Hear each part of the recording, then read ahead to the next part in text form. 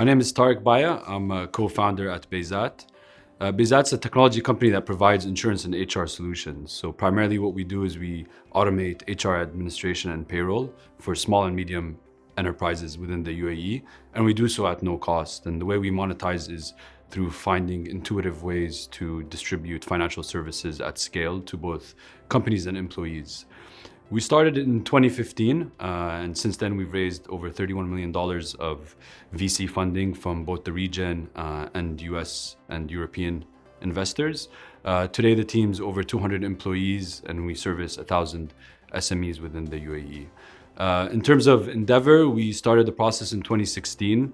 We didn't make it in the first local selection panel or the first international selection panel, but we're shortlisted and selected in 2019. So there's a story there for every entrepreneur, which is as long as you keep trying, you'll find a path. So being primarily in the small and medium enterprise space, we really focus on how do we scale our B2B sales engine. In the early days, we were 3 or 4 employees, and today we're closer to 40 salespeople across the company. And I'd say there's 3 main takeaways as we went through that scale-up journey. The first is really being intentional in terms of how you specialize your sales organization. The second is how you adapt as you scale. And the third is how do you build a high-performing sales culture. So in terms of really having a specialized sales organization, in the early days, we had salespeople who were doing prospecting, who were closing new business, and who were actually maintaining the customer relationship post-acquisition. And what that really created was inefficiencies across the entire spectrum of the sales process. So as we scaled, we had specified sales roles. So we built a sales development organization, which was primarily focused on building top of the funnel pipeline. And as we scaled pipeline, then we were able to scale our sales team that was focused on closing and converting those prospects into new customers.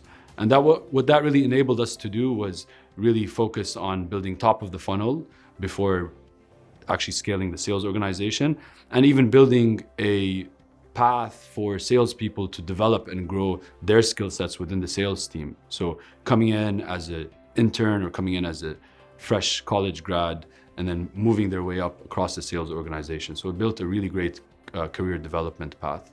The second is really adapting as you scale. So in the early days, when we wanted to increase sales, we added more salespeople.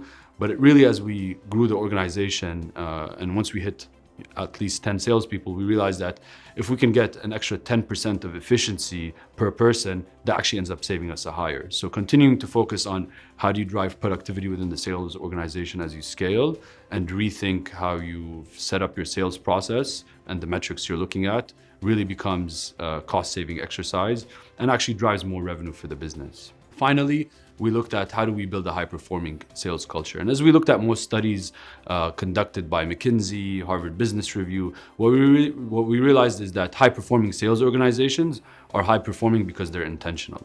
And what that means is high-performing organizations aren't afraid to continue to increase targets within a reasonable framework.